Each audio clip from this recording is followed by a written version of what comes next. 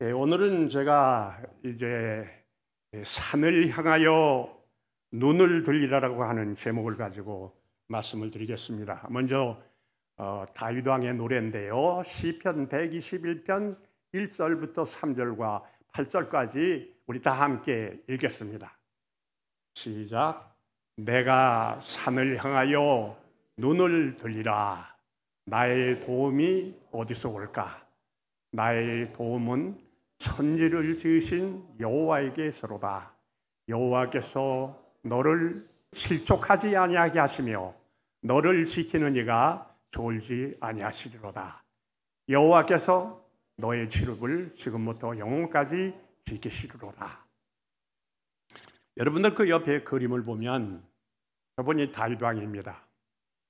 근데 다윗 왕이 아주 초년에는 굉장히 젊고 패기가 있고 아주 얼굴이 붉은색이 나고 그리고 아주 활기 있는 소년입니다. 그는 젊었을 때부터 하나님을 섬기는 사람이었어요. 믿음이 충만하고 하나님의 뜻을 이루기 위하여 온 몸을 다 드리는 그런 아주 헌신적인 그런 젊은이였습니다.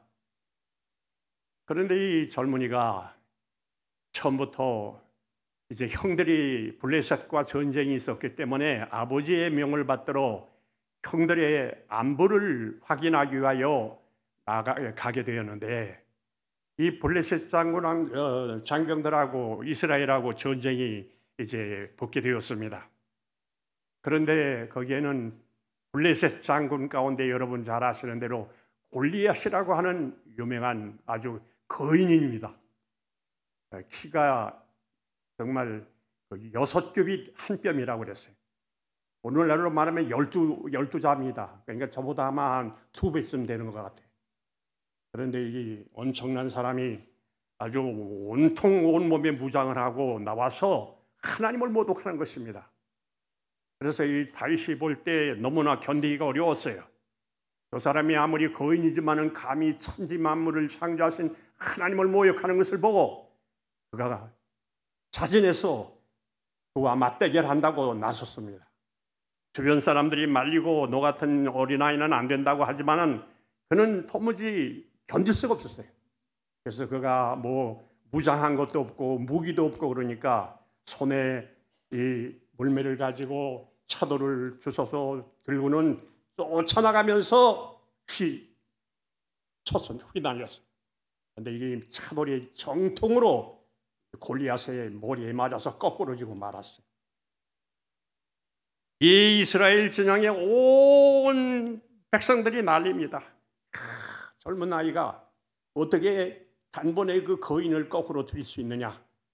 저들은 노래하면서 다윗이 죽인 자는 만만이요 사울이 죽인 자는 천천히라 그러면서 외치고 다닙니다.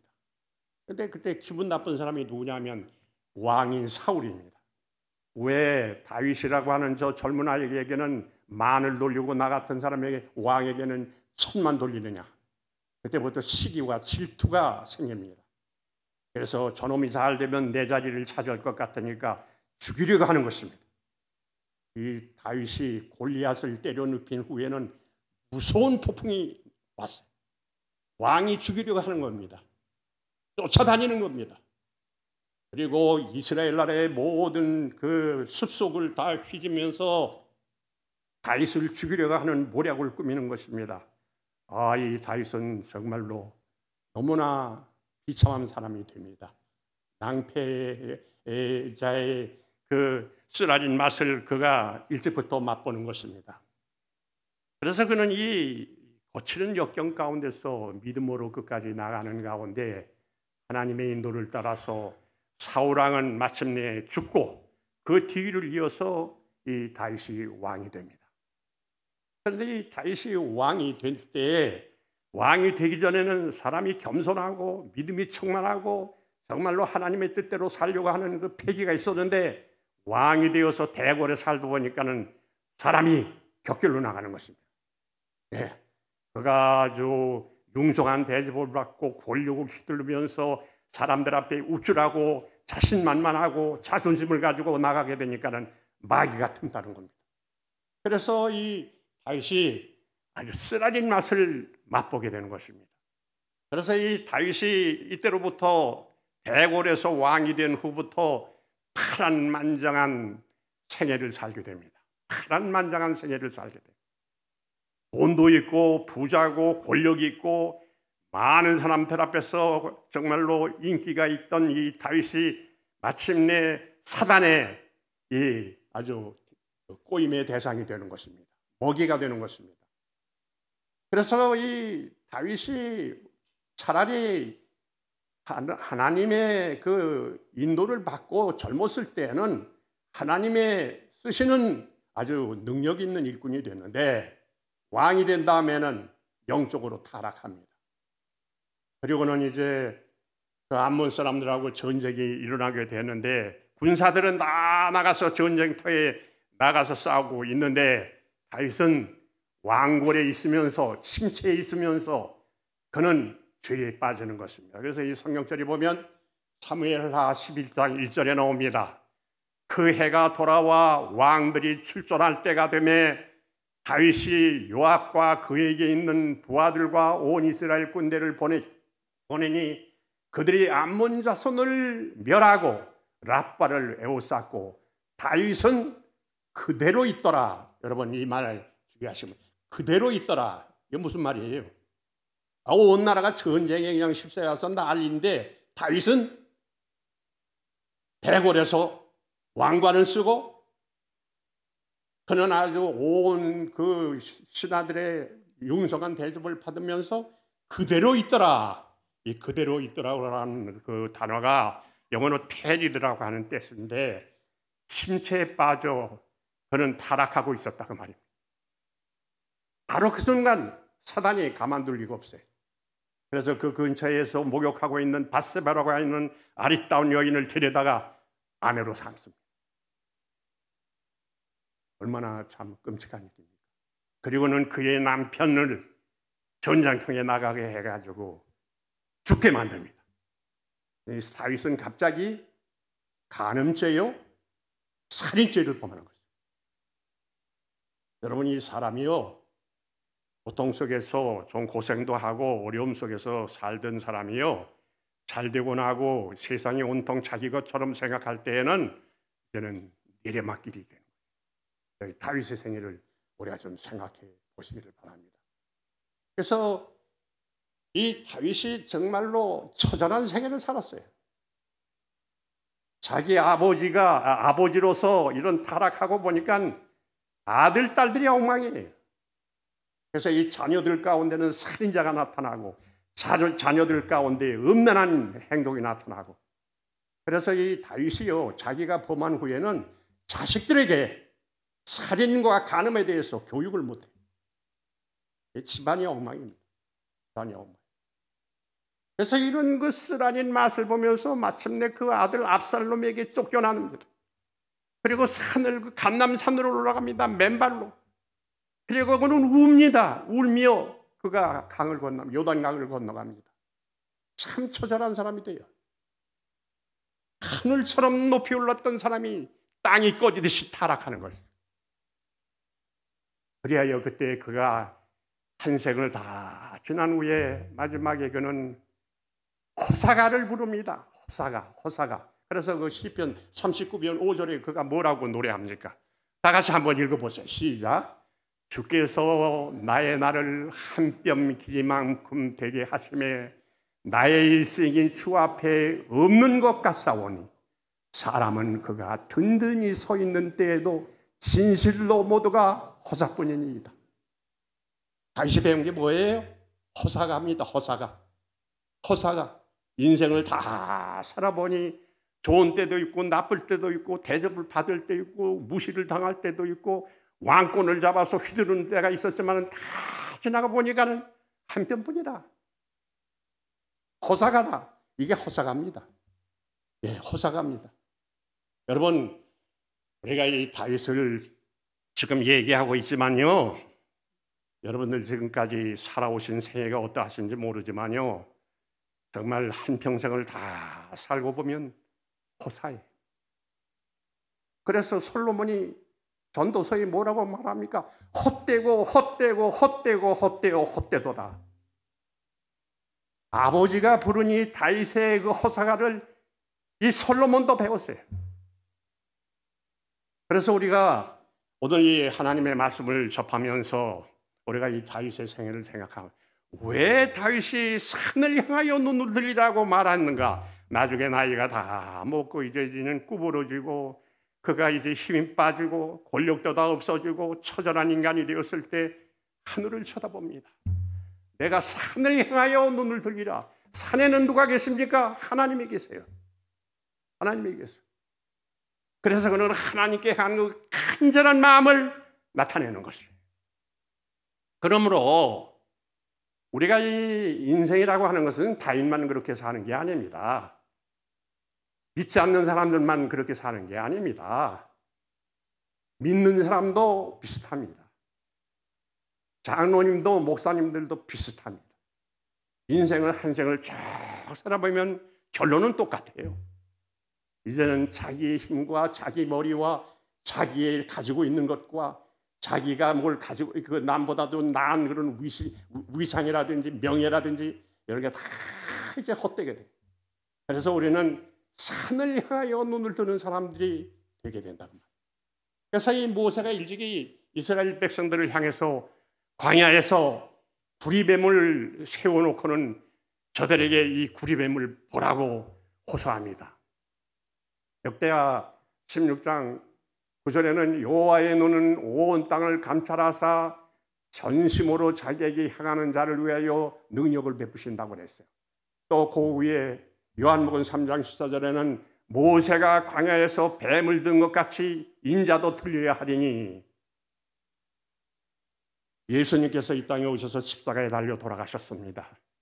일찍이 이스라엘 백성들은 광야 생활하면서 저들은 하나님을 원망했어요. 그때 불뱀이 나타나서 저들을 물었어요. 사람들이 막 실망하며 죽어갑니다. 모세가 저들에게 외칩니다. 너희들의 눈을 향하여 이 뱀을 보라 그럽니다. 뱀을 보라. 네, 뱀에게 무슨 효과가 있는 게 아닙니다. 그러나 뱀을 바라본다는 것은 십자가에 돌아가신 예수님을 바라본다는 것을 의미하는 것입니다.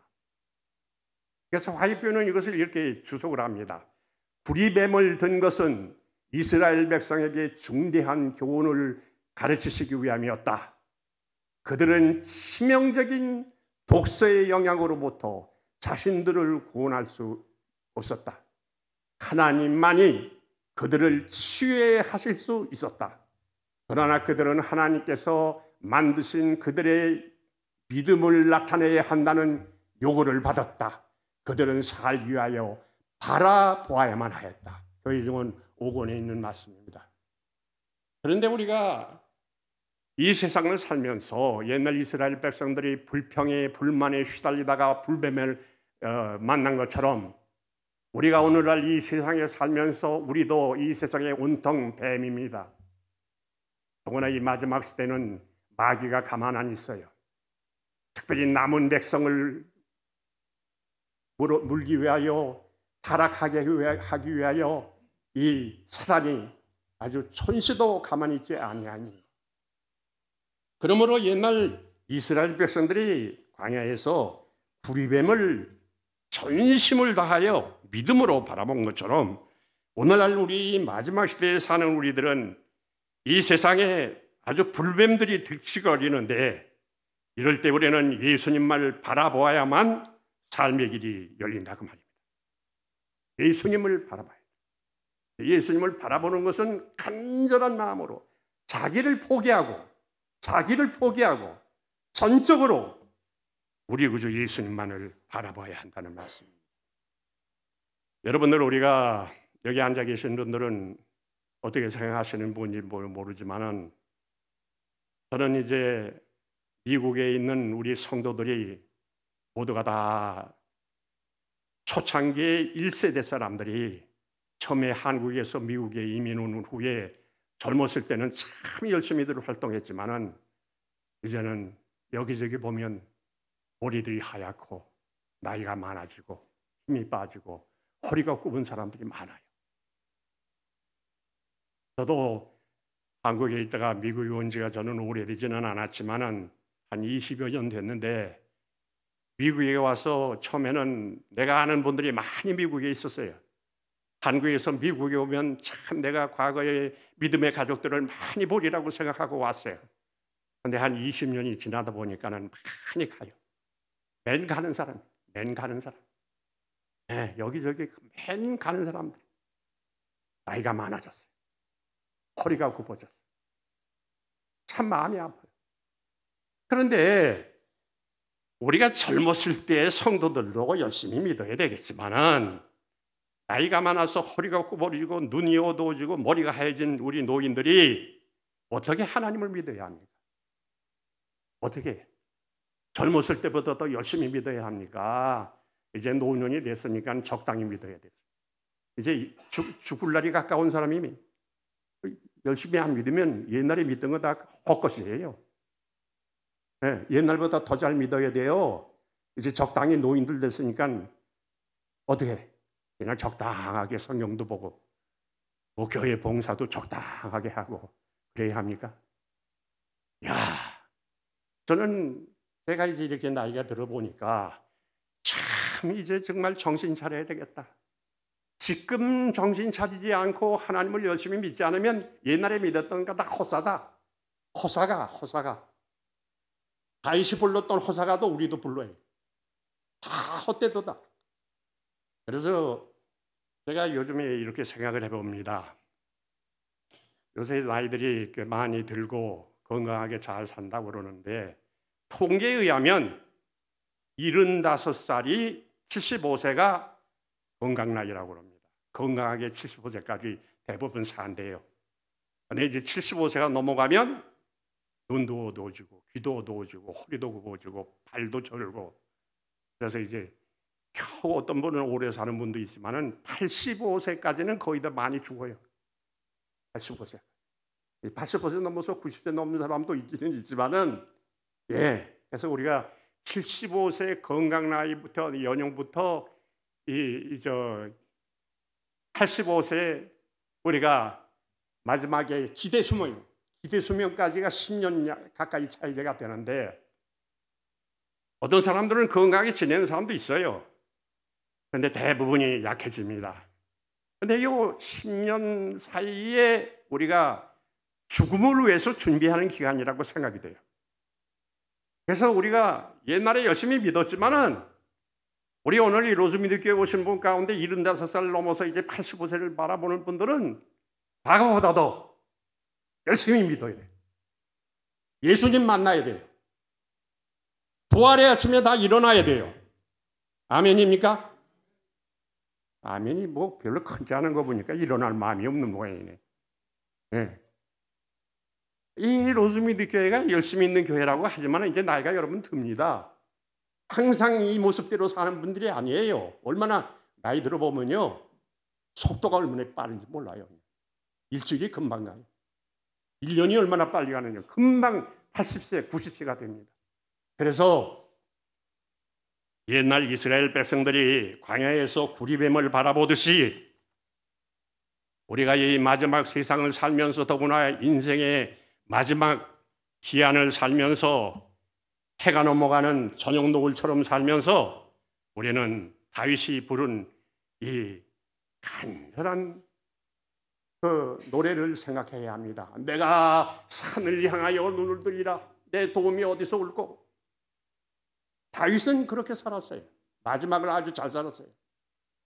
그래서 우리가 이 마지막 시대에 하나님의 백성으로서 우리는 정말로 하나님의 인도를 따라서 더욱 열심히 믿음으로 살아야 되겠다 그렇게 생각을 합니다. 그래서 이 다윗은요 나이가 들 때 얼마나 하나님 앞에 매달렸는지 모릅니다. 이 로즈미드 교회도요 이제 나이 드신 분들이 꽤 여기도 자꾸 생기는데 기도도 좀 달라야 돼요. 옛날에 하던 그 기도 아닙니다. 심각하게 해야 돼요. 내일 죽을 사람처럼 생각하고 기도를 드려야 돼요.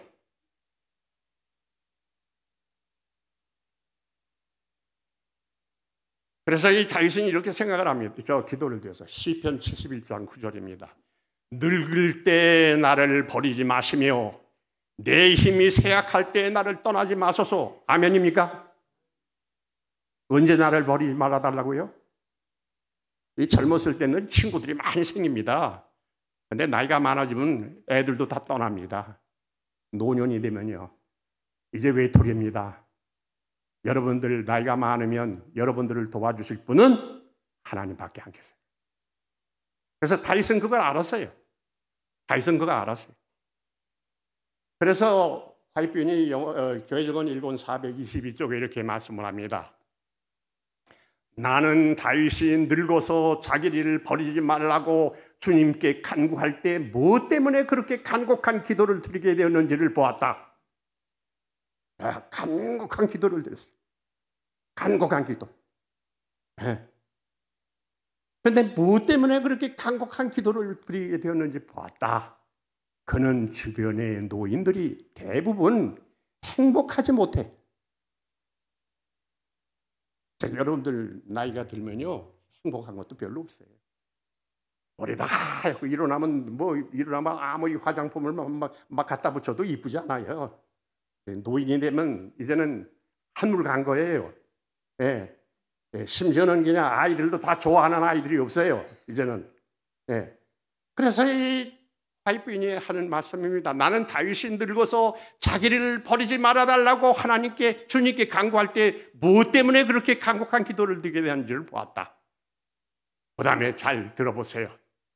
그는 주변의 노인들이 대부분 행복하지 못한 것과 특히 나이가 더해감에 따라 불행한 품성의 특성들이 더해감을 보았다. 젊었을 때보다요, 나이가 많이 들면요, 젊었을 때 못 고치면요, 나이가 들으면 더 못 고쳐요. 고집이 많고,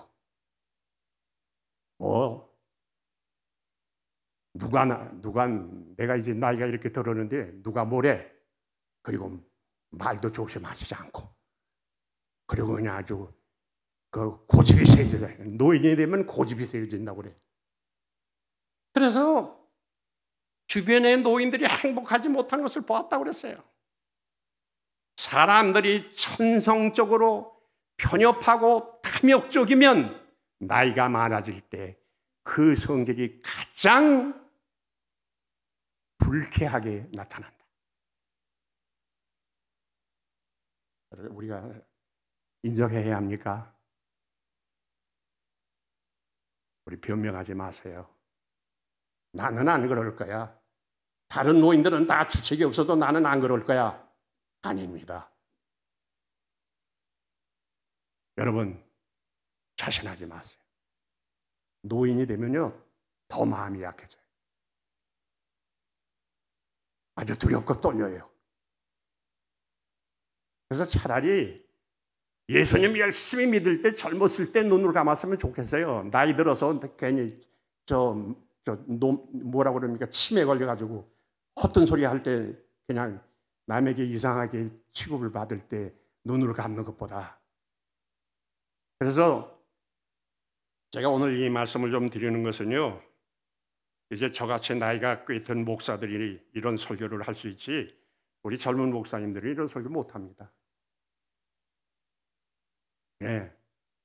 감히 노인들에게 어떻게 설교를 해요? 근데 전 노인이 됐기 때문에 노인들에게 설교하는 겁니다. 제가 젊었을 때 목사로 참 열심히 했어요. 여러분, 한국에 가서 김동준 목사 모른다고 하면은 공산당원이라고 그렇게까지 얘기해요. 제가 아주 젊었을 때 정말 열심히 했습니다. 근데 이제 나이가 더 들었어요. 지금 어떤 생각이 나느냐면요, 젊었을 때는 젊은 사람들을 위해서 열심히 일했지만 나이가 들는 노인이 됐으니 노인들을 위해서 열심히 일을 해야 되겠다. 그래서 여러분들 이 로스미드 교회 성도 여러분, 오늘 같은 저희 설교 아무 때나 듣는 게 아닙니다. 예. 노인 목사한테 듣는 거예요, 들리는 거예요. 예.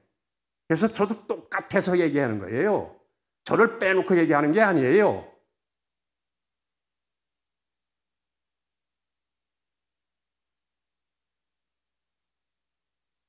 그런데 오늘날 이 세상이 여러분들 어떻게 생각하는지 모르지만요, 다들 잘 삽니다. 미국에 와서 사는 사람만 잘 사는 게 아니에요. 한국도 옛날이 아닙니다. 잘 살아요. 막 술판이 벌어지고 야단입니다. 저 강남 이런 데 가보면. 네. 그런데 이럴 때 가장 무서운 것은 우리 하나님을 믿는 사람들입니다. 믿음을 우리가 잘못하면 이 세상 죄악에서 잘못 우리가 훼손될 수가 있어요. 마지막 때 용의 분노가 있겠다고 그랬어요. 마치 저 광야에서 뱀이 부른 것처럼 하나님을 믿는 백성들에게 용이 분노합니다. 그래서 계시록 12장 17절에 보면 용이 여자에게 분노하여 들어가서 그 여자의 남은 자손 곧 하나님의 계명을 지키며 예수 증거를 가진 자들로 더불어 싸우려고 바다 모래 위에 섰더라. 용이 누굽니까? 사단입니다. 사단이 누구를 미워합니까? 남은 백성. 노스미드 교회는 무슨 교회입니까? 이 세상에 그냥 모든 수많은 교회 가운데 하나입니까? 마지막 남은 교회입니다. 우리들은 제7일 안식일 예수 재림교회 교인들은 하나님의 계명과 예수 믿음을 지키는 사람들이에요. 그래서 누가 이 교회를 제일 싫어하느냐 하면 마귀가 싫어요. 그래서 막 여러 가지 시험을 주고 어려움을 갖다 줍니다. 그래서 이 화이트인이요 여러 번 이상을 보셨는데 그중에 제일 먼저 본 이상이 바로 이 오른쪽 그림입니다.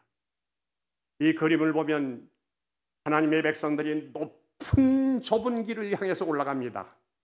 좁은 길을. 그래서 처음에는 보따리를 가지고 여러 가지 필요한 것들을 가지고 가다가 너무 험난해서 불필요한 것을 다 버리고 나중에는 홀몸으로 가다가 홀몸으로 가더라도 마지막까지 가지 못해서 마침내 어려움을 당할 때 하늘에서 밧줄이 내려와가지고 마지막을 밧줄을 붙들고 하늘나라로 갑니다.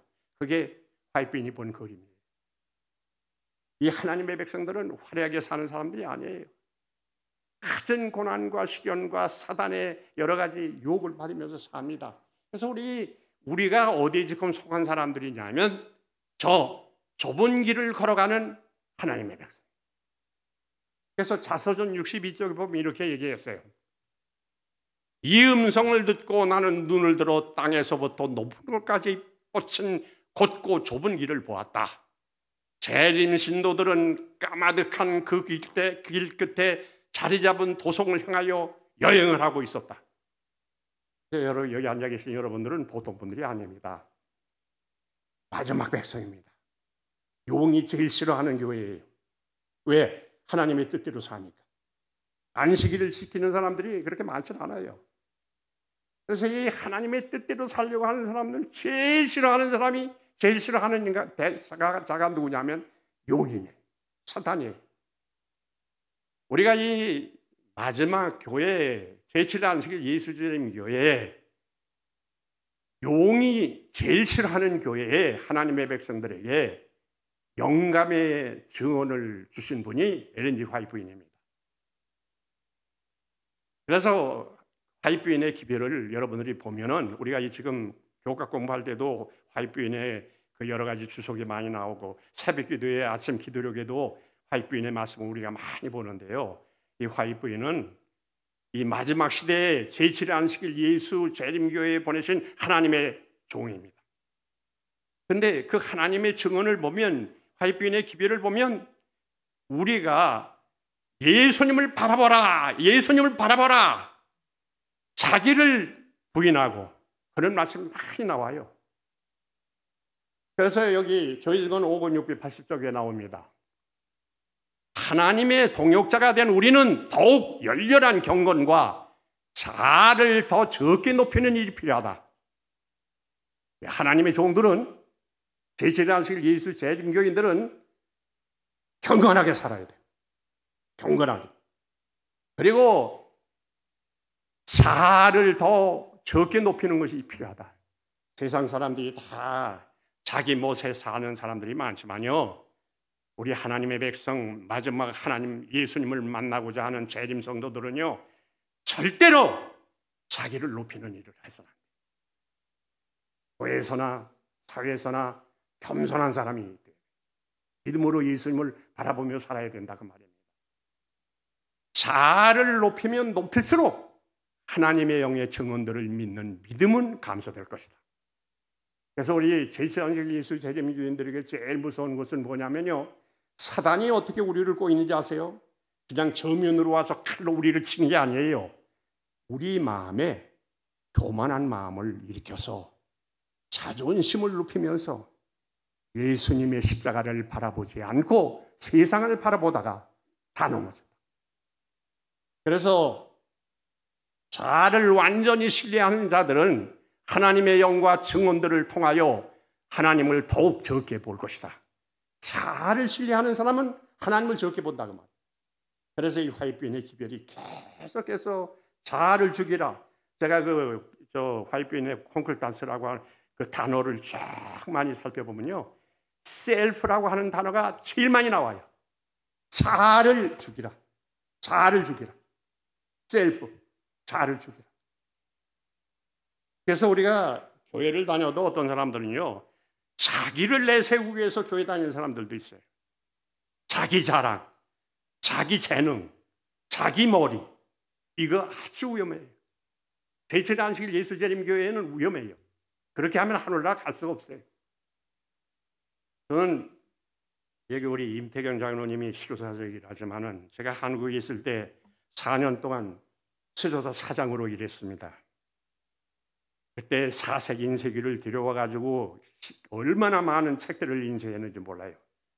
그리고는 영어로 된 화이트빈의 서적을 한국말로 많이 번역을 했어요.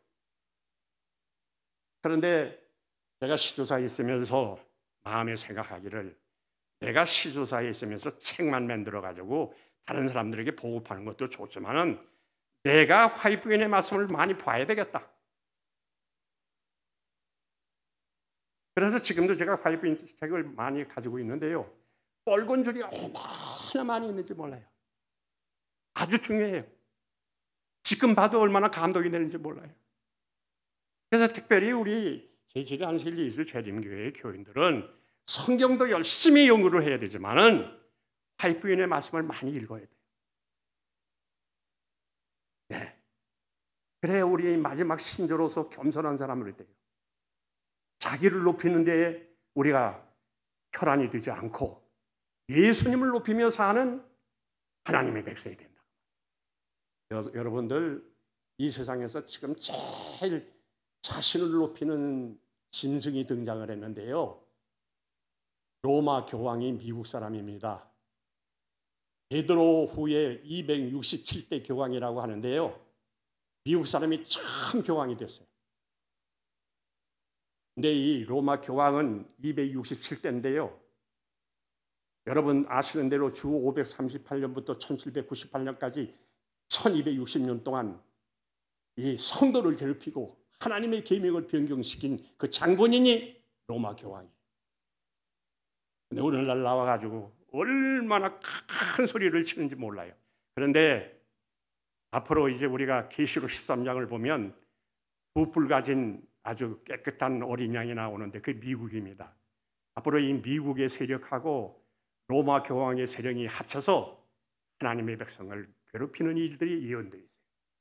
그래서 성경을 연구하는 사람들은요, 그거 잘 연구를 해야 합니다. 그래서 우리가 이 로마 교황은요, 데살로니가 후서 2장 8절에 보면 하나님의 성전에 앉아 자기를 높여 하나님이라고 한다고 그랬어요.